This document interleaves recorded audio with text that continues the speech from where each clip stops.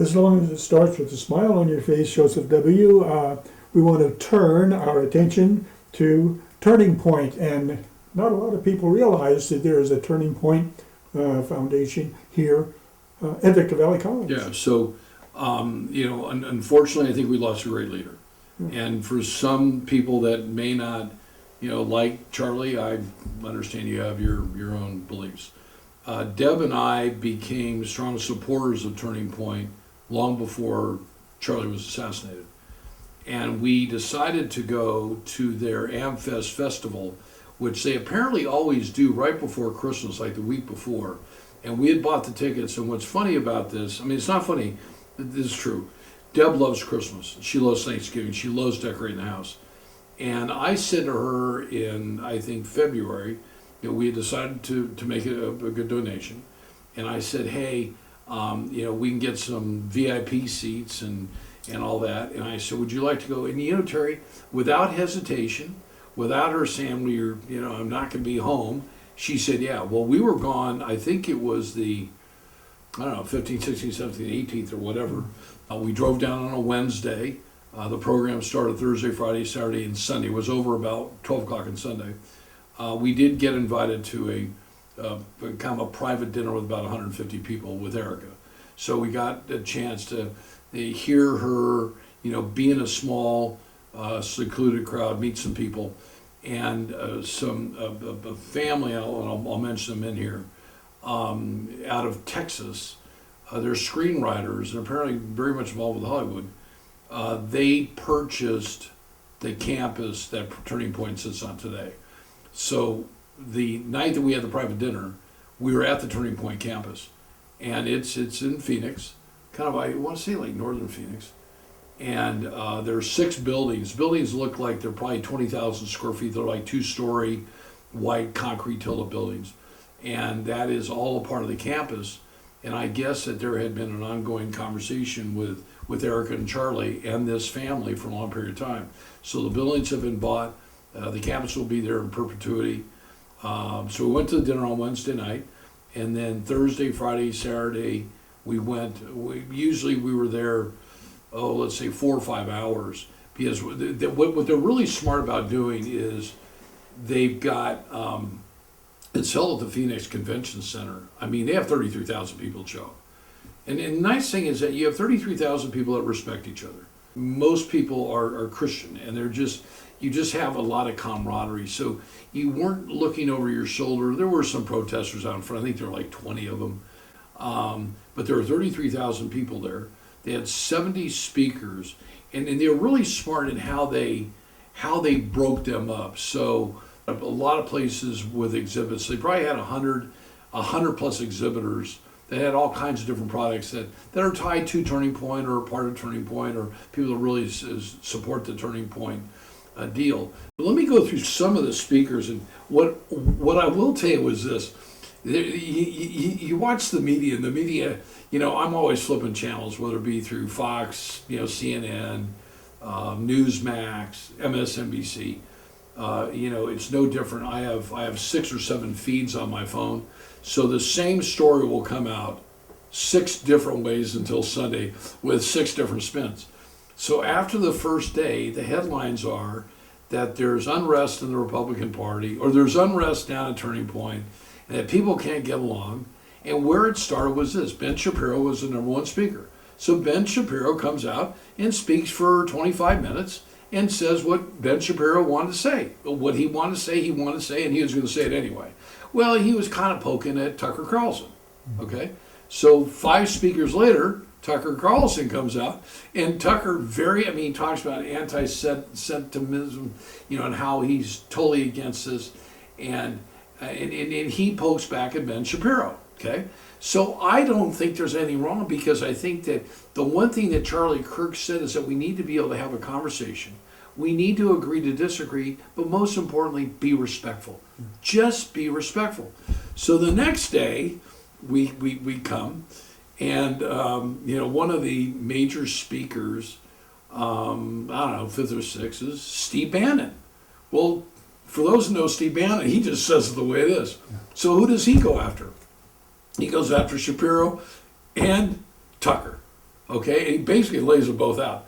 Well, I still don't see anything wrong with saying this is how I think, and somebody disagrees. But let me just give you a list of the speakers, and they apparently have this list every year. I guess last year Donald Trump showed up, but they had 33,000. There was not a seat left.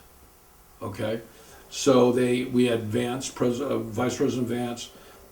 We had Erica Kirk. She spoke a couple times. We had Donald Trump Jr., Jesse Waters, Greg Gutfeld, Megyn Kelly, Glenn Beck, Dr. Ben Carson, Andy Biggs, Roger Stone, Senator Secretary Sean Duffy, Savannah Chrisley, Danica Patrick, the race car driver, Benny Johnson, and what was nice is that the way that they did it was they grouped them together, so maybe you'd be in there for maybe 2.5 hours or 3 hours. So each speaker gave, and they had them timed to the minute, and they were very odd. So Terry Kurtz may have gotten 11 minutes, where Joseph Brady got 10 minutes, but they were pretty much on time. Great show. Really, I think what I learned out of it, Terry, is you really have to. I think we all need to, as Americans, and I think we all need to around the world, start respecting people's opinions. I don't like what I see on TV right now. I think that the media has. I don't think the media learned a lesson in November of last year. Okay, I mean in November of 2024. The public spoke. The public wants things done. The one thing I hear a lot, and I think it's true. I don't advocate everything that Donald Trump does. I like his policies, but I think when people say if he were to cure cancer, that people would still come after him. We live in a country now that we just don't need that. I think we need to be a lot more respectful to people.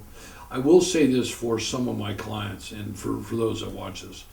The economy is doing a whole lot better than people report. And there is no doubt, if you just look at inflation numbers this week, 6 different headlines, MSNBC, Wall Street Journal, CNN, they all had an angle on, they're getting worse or nothing's improving. And at the end of the day, when you look at like the tariffs, and I personally hope that the Supreme Court that rules those tariffs were, if Trump is exaggerating and he only brought in $12 trillion, okay, versus the 18 trillion he talks about, he tends to, puff things up a little bit. That's so great for our country. The issue of Venezuela, I totally support. What we have to do in Iran, I totally support. I have a lot of Iranian clients and a lot of really good Iranian friends. I remember I lived in Santa Barbara when the Shah moved into Hope Ranch. I just think we need to treat each other with more respect. And, people being trained to go on out and, shoot at cops and people are trying to protect our country. I just don't understand. I kind of the belief, you don't like our country, just move. There's a lot of places around the world that you can go. But I think being respectful. So one thing I really came away from Turning Point was what Charlie Kirk believed is we could agree to disagree, but do it in a respectful way. And I think we really need to get back to that. And every once in a while I'm kind of debating somebody on I try to really think about that versus, am I right? It doesn't matter. Are you wrong? It doesn't matter at the end of the day. Do we have two different opinions? I've got a lot of friends of mine on the Democratic side that were great friends. I mean, I think about a local guy here. Well, everybody knows John Pinkerton's my brother. So, John says left-wing socialist Democrat. But you take a guy, Chris Ochoa. Chris is on the Hesperia City Council. We don't agree about everything, but we get along. Derek Marshall and I don't agree about everything, and when we disagree, he knows I disagree with him. Okay, he'll put out these not tweets, but he'll do it on the phone because I'm hooked up to him and just start bashing what's going on. And I'll call him up and say, Derek, come on, whoa, you're drinking this Kool-Aid. So it's a great show. I will say this: we actually have a person that is our contact for Turning Point.